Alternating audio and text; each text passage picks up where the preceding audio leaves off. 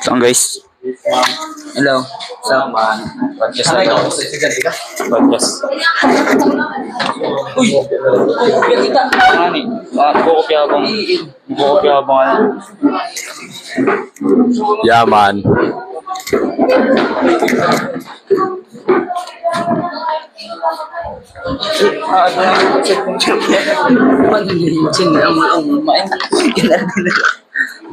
Kanad din na lang boy. Podcast tayo boy habang nagkokopya boy. Boy ka boy. Nung ano ka pa, mga 5 years old. Ano talaga yung pinaka-pangarap mo? Yung pinaka-gusto mo paglaki mo? Yung pangarap ko sa paglaki ko ay maging isang sundalo. May magiting naman dirigma. Ikaw boy, nung pinaka 5 years old ka pa lang, ano talaga pinaka-pangarap mo? Salita ka na. Ano? Yung 5 years old, ano talaga pinaka-pangarap mo? Bold Star. Send ko to sa GC mamaya. Kapag alala ka. Okay. Anong pinaka-pangarap mo nung 5 years old? Ano? Anong pangarap mo nung 5 years old ka pa lang? Yung parang, di ba 5 years old ka pa lang? Yung parang pinaka-gusto mo pag naging, ano?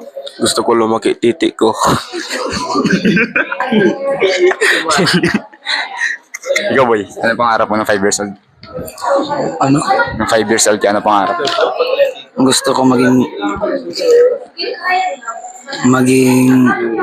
isda. Ikaw boy, para sa'yo, ano yung pinakamahirap na subject natin yan?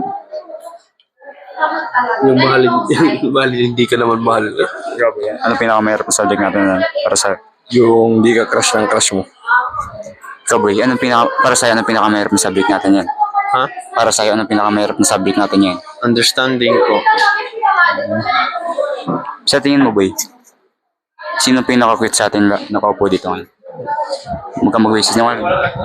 Dominic, guys.